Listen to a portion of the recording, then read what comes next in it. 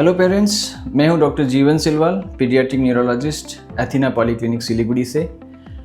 14 नवंबर national children day के रूप में मनाया जाता है और आज हम इन बच्चों के बारे में जो कि हमारे घर के नन्हे प्यारे बच्चे हैं, जो कल जाके हमारे सोसाइटी के देश के फ्यूचर हैं, तो इनको मेंटल हेल्थ को लेकर या इनके न्यूरो डेवलपमेंट को लेकर कुछ हम बेसिक चीज़ें आज डिस्कस करेंगे। एज अ पेरेंट हम लोगों को किस चीज़ के बारे में हमें बेसिक जानकारी होनी चाहिए, क्या चीज़ें हैं जो हमें मिस आउट नहीं करनी चाहिए, जो साधारण चीज़ें हैं, तो वो एक रैंडम डिस्कस आज हम करेंगे। क्योंकि आज का समय पहले के जैसा नहीं है, समय बदल रहा है, बच्चे अभी बहुत एक्सपोज हो रहे हैं बहुत नॉलेज पे, बहुत चीज़ों पे, तो वो अपने आप को अपने बिहेवियर को किस तरीके से कंट्रोल कर पाएंगे ना। तो बहुत सारी न्यूरो डेवलपमेंटल प्रॉब्लम्स आज के ज़माने में ज़्यादा दिख रहा है, तो आज हम इन सब चीज़ों को लेकर छोटा सा हम डिस्कस करेंगे। तो चलिए शुरू करते हैं।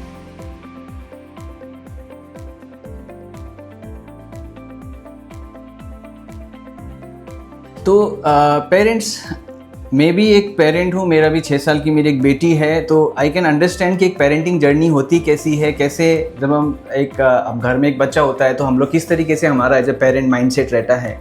तो हर कोई पेरेंट चाहता है कि अपना बच्चा ठीक हो, अच्छे से रहे, बढ़िया बने, तो एक पेरेंट का एक जनरल कंसर्न रहता है। लेकिन कई बार क्या होता है कि हमारी नॉलेज की कमी की वजह से, हमारे कंसर्न होते हुए भी हमारी नॉलेज की कमी की वजह से हम कुछ चीज़ों में कहीं हम चूक जाते हैं। तो बेसिक चीज़ें हैं जो एज ए पेरेंट हम लोगों को क्या क्या चीज़ों पे फोकस करना है, उसी के बारे में हम लोग आज बात करेंगे। क्योंकि देखिए आज के टाइम में सारा एनवायरनमेंट एक अलग हो रखा है, क्योंकि ये आपका अभी का जो जनरेशन है और हम जो बचपन में थे और वो जनरेशन में बहुत डिफरेंस है। क्योंकि आज सोशल मीडिया ने पूरे एक एनवायरनमेंट को बदल दिया है। ये बच्चे बहुत ज़्यादा एक्सपोज्ड हैं इन सब चीज़ों में, नॉलेज की कमी नहीं है, आप बहुत चीज़ें सीख सकते हैं, बच्चे भी बहुत स्मार्ट हो गए हैं और इनको इतना एक्सपोजर है चीज़ों पे, तो इनकी जो डिफरेंसेस जो हैं, तो इनको हम लोगों को किस तरीके से इन बच्चों को सेप अप करना चाहिए। क्योंकि ये देखिए मेंटली कई बच्चे बहुत स्मार्ट हैं, बहुत समझदार हैं, लेकिन इनकी इमोशंस भी उसी गति में बढ़ रहा है आगे। तो कई बच्चे अपने इमोशंस को जो है कंट्रोल नहीं कर पाते हैं। तो आज के दिन में लास्ट 15-20 साल में जितना हम लोग न्यूरो डेवलपमेंटल की प्रॉब्लम्स पहले दिखती थी, उससे कई गुना ज़्यादा बढ़ के आया है। स्पेशली देखिए कोविड के बाद आपने भी देखा होगा और सुना होगा, इवन वर्ल्ड वाइड कई सारे बच्चों को स्क्रीन के एक्सपोजर एक्सेसिव होने की वजह से बहुत सारी समस्याएं हैं। चंचल रहना है ना, ऑटिज़म की जो है इंसिडेंस बहुत बढ़ के चला गया है, हाइपर एक्टिविटी की इंसिडेंस बहुत बढ़ के चला गया है। आज आप देखेंगे हर घर में कोई ना कोई ऐसा बच्चा आपको मिल जाएगा जो कि जो है बोलने में बहुत लेट हो रहा है, या फिर उसको ऑटिज़म से जैसा सिम्टम्स है, या फिर उसको हाइपर एक्टिविटी, बहुत चंचल बच्चे हैं, बहुत बदमाश बच्चे हैं ना, ऐसे बच्चे मिलेंगे हम लोगों को।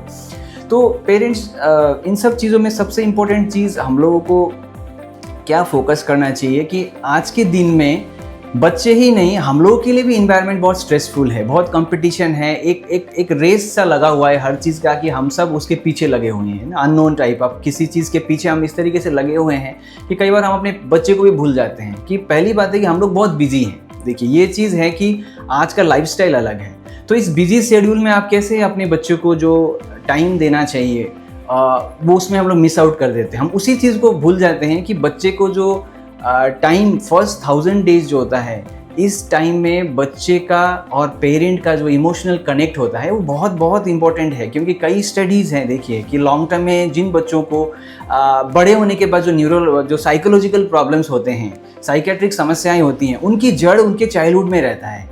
तो ये चाइल्डहुड कितना इंपॉर्टेंट चीज़ें हैं, ठीक है। और स्पेशली प्रथम जो आपके फर्स्ट 1000 डेज हैं, इस पे बच्चों का बहुत सारी चीज़ें आपके लॉन्ग टर्म, उसके स्पीच का डेवलपमेंट, उसके इंटेलेक्ट के डेवलपमेंट, सारी चीज़ें ये प्रथम आपके जो 1000 डेज है ये बहुत इंपॉर्टेंट होता है। तो इसमें आप जो टाइम देते हैं अपने बच्चे को, वो टाइम से उसके अंदर जो एक इमोशनल कनेक्ट, एक बॉन्डिंग, एक अटैचमेंट जो आपसे बनती है, जिस इन्वायरमेंट में बच्चा ग्रो होता है, उससे उसका बिहेवियर में बहुत सेफ मतलब जो है चेंज आता है। आप देखेंगे कि कई बच्चे हैं जो कि लॉन्ग टर्म में बहुत ख़राब एक पर्सनालिटी उभर के आती है, क्रिमिनल जैसे लोग होते हैं, जिनकी आप बैकग्राउंड देखेंगे ना, बचपन में उनको फैमिली पूरा डिस्ट्रॉयड फैमिली, पेरेंट्स अलग रह रहे हैं, है ना, अलग प्रकार के बहुत ख़राब इन्वायरमेंट में उनकी जो है अपब्रिंगिंग रहती है, बहुत बार रहता है, कई स्टडीज़ हैं ऐसे।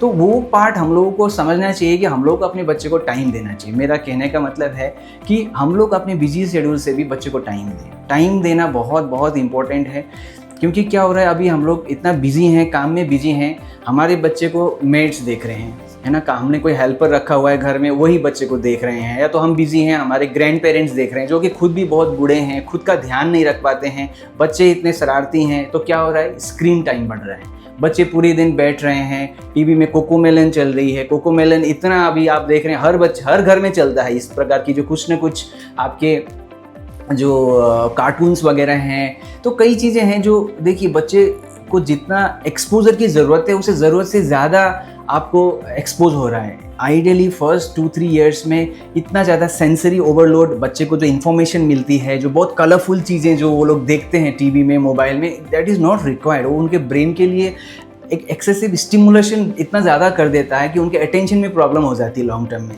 तो ये स्क्रीन टाइम से हम लोगों को बच्चों को बचाना होगा शुरू से। तो क्योंकि अभी गाइडलाइंस आ गई हैं कि आप फर्स्ट 2 ईयर्स में बच्चों को बिल्कुल स्क्रीन में एक्सपोज ही मत कीजिए। देखिए आज के दिन में ये असंभव सा लगता है, क्योंकि हर बच्चे हैं आजकल टीवी मोबाइल बिना देखे खाना खाते ही नहीं, ये एक कल्चर सा हो गया है। तो अगर आप यंग पेरेंट्स हैं या फिर अभी आप कोई वीडियो देख रहे हैं जो आप पेरेंटिंग प्लानिंग कर रहे हैं, तो ये शुरू से माइंड मेकअप कीजिए कि स्क्रीन टाइम जो है फर्स्ट 2 ईयर्स बच्चों को बिल्कुल एक्सपोज ना करें। 2 to 5 ईयर्स को बच्चे को मैक्सिमम दिन में 1 घंटे से ज़्यादा स्क्रीन में ज़्यादा उसको एक्सपोज होने ना दें, और देखिए कि बच्चा स्क्रीन में क्या देख रहा है, किस कंटेंट को वो व्यू कर रहा है। क्योंकि आजकल क्या है, बच्चे खुद रील्स को देखते हैं, कई प्रकार की वायलेंट टाइप की वीडियोस हो सकते हैं, कई प्रकार की अश्लील वीडियोस हो सकते हैं कि जो उनको देखना नहीं चाहिए। तो कंटेंट जो है क्या देख रहे हैं वो भी उस पर हमारा जो नज़र होना चाहिए। हालांकि स्क्रीन को पूरा नेगेटिवली मत लीजिए। अगर आप 2 साल के ऊपर के बच्चे हैं, पेरेंट्स आप बच्चे के साथ में बैठे हुए हैं और कुछ सिखा रहे हैं, उसके साथ कनेक्टेड हैं, आप उसको लर्निंग कुछ अगर हो रहा है, तो आफ्टर 2 ईयर्स स्क्रीन को थोड़ा बहुत यूज़ करके उसको लर्निंग में हेल्प बिल्कुल किया जा सकता है। तो स्क्रीन टाइम के बारे में आप लोगों को भी नॉलेज होना चाहिए। आज बहुत कुछ पढ़ा जा सकता है, आप अगर गूगल करेंगे तो हर चीज़ का बेसिक इन्फॉर्मेशन मिल जाती है। ऐसे में जैसे इन्फॉर्मेटिव वीडियो बना रहा हूँ, कई वीडियोज़ आपको इस तरीके से आपको यूट्यूब में भी मिल जाती है। तो आपको भी अवेयर होना चाहिए पेरेंट्स, एज अ पेरेंट आप लोगों को पता होना चाहिए कि आज के टाइम में जो है बेसिक न्यूरो डेवलपमेंटल प्रॉब्लम्स जो हैं क्या क्या बच्चों को हो रही हैं। तो मेरा ये ये पहल है इस वीडियो से कि आप लोग एक बेसिक चीज़ें जानें कि बच्चे को स्पीच डिले जो होता है, क्या है स्पीच डिले, बच्चा जो लेट बोलता है, कब डॉक्टर के पास जानी चाहिए हमें, कब ये पॉइंट है कि हमको घर में बैठना नहीं है। क्योंकि देखिए कई बच्चे ऐसे घर में हैं जो लेट से बोल रहे हैं, लेकिन दादा दादी बोल रहे हैं कोई बात नहीं, इसका अंकल भी लेट बोल रहा था, तू भी बहुत लेट बोल रहा था करके ऐसे ही पेरेंट्स को ही बोलते हैं, ग्रैंड पेरेंट्स। क्योंकि देखिए उस समय में इतना अवेयरनेस नहीं था, उस समय में ऑटिज्म शायद था नहीं था। तो आज के समय में इन्वायरमेंट अलग है, तो उनका ब्रेन का डेवलपमेंट अलग है बच्चों का। तो आज देखिए कि ऑटिज्म, ADHD की समस्याएं बहुत उभर के हर बच्चे में कुछ ना कुछ डिसऑर्डर सा एक आ गया है, ठीक है। मैक्सिमम बच्चों को कुछ ना कुछ बिहेवियरल इश्यूज़ हैं, सारे बच्चे एबनॉर्मल है मैं नहीं कहना चाह रहा हूँ, लेकिन बहुत सारे बच्चे हैं जिनको एक प्रोपोर्शन में आप देखेंगे तो कई बच्चे बहुत हाइपर एक्टिव है, सोशली थोड़ा डिफरेंट है। क्योंकि आज देखिए सोशलाइज करने का ज़माना गया है ना, बच्चा तो बाहर जाके खेलता कहाँ है, आजकल ग्राउंड्स नहीं रहते हैं। देखिए आप सब कॉन्क्रीट बिल्डिंग्स है सारी तरफ। पहले हम बचपन में जो ग्राउंड में जाके खुले में खेलते थे, वो सब इन्वायरमेंट में चेंज है। बच्चे क्या है, 4 दीवारी में लॉक हैं, फ्लैट में बैठे हुए हैं, है ना, आप खुद बिजी हैं, बच्चे स्क्रीन के साथ हैं, ग्रैंड पेरेंट्स के साथ हैं, वो मेड के साथ हैं, वो हेल्पर के साथ हैं। तो ये सब चीज़ों से इतना ज़्यादा चेंज आया हुआ है, जिसकी वजह से देखिए हम लोग यहाँ पे जो थेरेपी सेंटर चलाते हैं वहाँ पे इतना रस है, क्योंकि बच्चे लोग इतने ज़्यादा आज सफ़र कर रहे हैं। तो इसमें हम लोगों को शुरू से ही अगर हम इस चीज़ों को समझ लें, कुछ चीज़ों को प्रिकॉशन में ले लें, तो बहुत चीज़ों में हम लोग जो है चेंज लेके आ सकते हैं। तो आप लोगों को भी as a parent basic knowledge जो है आपको होना चाहिए कि स्पीच बच्चों की कब डेवलप होती है। हमने कुछ वीडियोस पहले ही बना रखे हैं, अगर आप इस चैनल को अच्छे से देखेंगे तो हमने डेवलपमेंटल माइलस्टोन्स की बातें की हुई हैं, वो आपको पता होना चाहिए। स्पीच के माइलस्टोन्स कैसे होती हैं वो पता होना चाहिए। ऑटिज्म की शिकायतें कैसे आती, क्योंकि मैं इस वीडियो में सारी चीज़ें आपको डिटेली नहीं बताने वाला हूँ, लेकिन आखिरी में मैं आपको कुछ रेड फ्लैग साइन ज़रूर बताऊँगा, जिससे कि आपको सतर्क रहना चाहिए कि तब आप जाके एक जो है पीडियाट्रिक न्यूरोलॉजिस्ट से या डेवलपमेंटल पीडियाट्रिशियन से सलाह लें कि इसमें कुछ इंटरवेंशन की ज़रूरत है कि नहीं है, क्योंकि देखिए एक हर चीज़ का एक विंडो होता है, स्पेशली फर्स्ट जो 5 to 6 ईयर्स का टाइम है। अगर इस बीच में अगर हम बच्चों को इंटरवेंशन कराते हैं, कुछ थेरेपीज़ करवाते हैं, स्पीच की थेरेपी हो या बिहेवियर की हो या ऑक्यूपेशनल थेरेपी, ये सब का रिजल्ट बहुत अच्छा मिलता है। शुरू के 5-6 ईयर्स में बेस्ट रिजल्ट मिलती है। उसके बाद फिर जितना एज ज़्यादा होता है उतना ही जो है आपका थेरेपीज़ और चैलेंजिंग हो जाती हैं, बच्चों का ब्रेन अलग तरीके का हो जाता है। तो ये सारी चीज़ें आप लोगों को बेसिक नॉलेज रखना बहुत ज़रूरी है। और इससे भी इम्पोर्टेंट चीज़ें देखिए, एज ए पेरेंट्स हम लोगों को भी खुद एक चेंज हम में लाना ज़रूरी है, क्योंकि आज के टाइम में हम खुद भी बहुत चीज़ों से सफ़र कर रहे हैं। आज इतना माहौल चेंज हो गया है, कंपटीशन आ गया है, तो अगर एज ए पेरेंट हम लोग ही बैलेंस में नहीं हैं, हम लोग ही ओवर थिंकर्स हैं, हम लोग ही इमोशनली बैलेंस नहीं हैं, तो हम अपने बच्चों को क्या सिखा पाएंगे? सिंपल चीज़ें हैं ना। तो इसमें हम लोग खुद पे कैसे बैलेंस ले आएँ, इस पर आपको फोकस करना चाहिए। बेसिक एक्सरसाइजेस रेगुलर करें आप खुद। मेडिटेशन बहुत ज़रूरी है। आज के टाइम में स्ट्रेस लेवल सब जगह इतना है, आप 30 मिनट्स खुद के साथ, एक मी टाइम जो बोलते हैं, आप खुद के साथ बैठिए कि आप क्या सोच रहे हैं, क्या फील कर रहे हैं। बहुत प्रकार की मेडिटेशन है ना। तो थॉटलेसनेस में जाने की हमारी जो प्रक्रिया है, ब्रेन को खाली करने की प्रक्रिया है, वो हमको एवरी डे प्रैक्टिस करना चाहिए, ताकि हम लोग क्या है, एक्सेसिव प्लानिंग कर करके हमारे अंदर इतने रिएक्शंस, गुस्सा हमारे अंदर इतना डेवलप हो गया है, वो सब बच्चों में भी चला जाता है फिर कई बार, है ना। हमारे अंदर की पेशेंस कम हो गई है, क्योंकि देखिए आज के बच्चे ये नहीं सुनते कि आप क्या कह रहे हैं, वो ये देखते हैं कि आप क्या कर रहे हैं। वो ऑब्जर्वेशन से बहुत सीखते हैं। तो we should lead by examples. तो हमें दिखाना चाहिए हमारे बच्चों को कि हमारी जो बेसिक डिसिप्लिन हम ही नहीं कर पाएंगे तो बच्चों जो है फॉलो नहीं कर पाएंगे, है ना। तो हम लोगों को ही अपना ख्याल पहले रखना चाहिए, तब जाके फिर हम लोग जाके अपने बच्चों का भी ख्याल रख सकते हैं। सो पेरेंट्स, मैं इसको बहुत लेंदी नहीं करना चाहता हूँ, है ना। तो ये जस्ट एक मेरा कंसर्न था कि आपके जो पेरेंट्स, आपके जो बच्चे हैं, उनके लिए एज ए पेरेंट हम लोग क्या चीज़ों को बेसिक फॉलो करें। तो कुछ आखिरी में मैं आप लोगों को कुछ रेड फ्लैग्स की चीज़ें बताऊंगा जो आप लोगों को याद करना चाहिए कि जब आपको डॉक्टर के पास जाना चाहिए, ठीक है।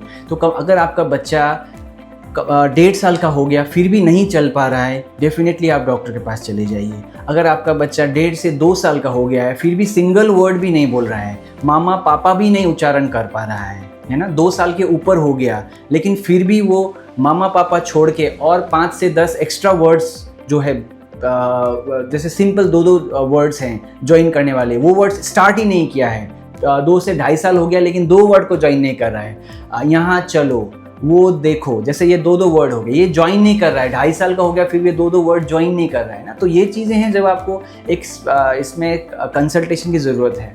और एक इम्पॉर्टेंट चीज़ है कि आपका बच्चा सोशली इंटरैक्ट नहीं करता है, मतलब आपसे नज़र बहुत कम मिलाता है, उसका ध्यान कहीं और है, खुद में खोया रहता है, अपने दुनिया में रहता है। एक प्रकार के होते ही ऑटिज्म की लक्षण है, जब बच्चे खुद से ही अपने ही धुन में खेलते रहते हैं, आप बुलाएंगे तो वो ध्यान ही नहीं देंगे, अटेंशन बहुत कम रहता है। इस चीज़ को बहुत नोटिस करें कि आपका आई कांटेक्ट आपसे कितना कर रहा है। अगर आपसे कर रहा है लेकिन बाहर के लोगों से कितना कर रहा है, वो भी बहुत ज़रूरी है। कुछ बच्चे आप सोचेंगे बहुत शाई है नेचर से, लेकिन नहीं, वो ऑटिज्म के सिम्टम्स हो सकते हैं।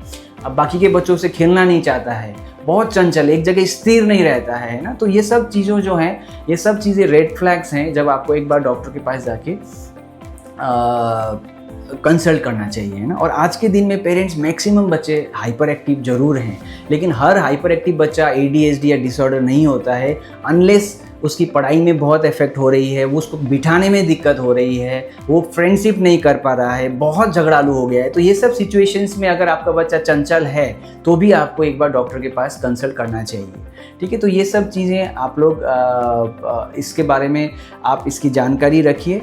अगर ऐसा कुछ भी है तो आप यहाँ पे हमारे क्लिनिक में लाके एक बार कंसल्ट कर सकते हैं इफ़ रिक्वायर्ड। फिर कुछ थेरेपीज़ हैं या कुछ सप्लीमेंट्स हैं या मेडिकेशंस लगते हैं तो फिर हम लोग इसके बारे में चर्चा कर सकते हैं। तो पेरेंट्स, आज के लिए यही इन्फॉर्मेशन के साथ मैं आज के इस वीडियो को ज़्यादा और लंबा नहीं करना चाहता हूँ, है ना। और स्पेशली आपके और एक चीज़, लास्ट पॉइंट पेरेंट, कि अगर आपका बच्चा प्रीमेच्योर पैदा हुआ था, NICU में रखा था, है ना, उनकी शुगर वगैरह कमी हुई थी, NICU में रखना पड़ा, वेंटिलेटर में था, ये सब हाई रिस्क बेबीज़ हैं। देखिए, हाई रिस्क बेबीज़ को स्पेशली पेरेंट को सावधान रहना चाहिए।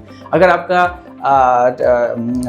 IVF करके बेबी डिलीवर हुआ है ना, IVF बेबीज़ को भी थोड़े से रिस्क ज़्यादा रहते हैं बाई सम रीजन, है ना, स्टडीज़ बताती है। तो ये सब जो प्रीटर्म बच्चे हैं 2 किलो से कम के बच्चे हैं, एनआईसी में बहुत दिन रखे हुए हैं, यही सब बच्चे को बाद में भी ऑटिज्म, हाइपर एक्टिविटी ये सब होने की चांसेस ज़्यादा होते हैं। तो आप पेरेंट्स को और ज़्यादा सतर्क रहना चाहिए और इन बच्चों को कुछ भी अगर आपको दिक्कत है, आपको डाउट है, तो डेफिनेटली कंसल्ट करने में जो है इम्पोर्टेंट जो विंडो टाइम होता है जब हम इंटरवीन करते हैं वो मिस आउट नहीं होगा। तो पेरेंट्स, कंक्लूडिंग, आप अपना ख्याल रखें, अपने मेंटल हेल्थ को प्रॉपर रखें, बेसिक अपने न्यूट्रिशन देखिए, बेसिक एक एक्सरसाइज जो है 15-20 मिनट्स या एटलीस्ट 30 मिनट्स का बेसिक ऐसा एक्सरसाइज करें जिससे आपको बहुत स्वेटिंग हो। थॉटलेसनेस में जाने के लिए बहुत सारी प्रकार की मेडिटेशन हैं, आप मेडिटेशन ट्राई कर सकते हैं, जिसमें मैं पर्सनली जो करता हूँ सहज योगा करके मेडिटेशन है, which is very easy to go into auto, spontaneously आप थॉटलेसनेस में जा सकते हैं, वो आप ट्राई कर सकते हैं, है ना। तो अपना ख्याल रखें और अपना फोकस बच्चे के ऊपर भी रखिए। फर्स्ट 5 इयर्स बच्चे को मैक्सिमम जो है आप टाइम ज़रूर दें, बच्चे के साथ टाइम स्पेंड करें, उनके साथ बॉन्डिंग बनाएं, उनका जो चाइल्डहुड है एक फुल ऑफ लव जो है, उनको ऐसा एक्सपीरियंस रहना चाहिए। एक डर है ना, एक डिटैच टाइप का जो पेरेंट्स है ही नहीं, तो वैसे वाला होने से लॉन्ग टर्म में फिर उनको दिक्कतें आएंगी। ठीक है पेरेंट्स, यही इन्फॉर्मेशन के साथ आज के इस वीडियो को यहीं अंत करते हैं।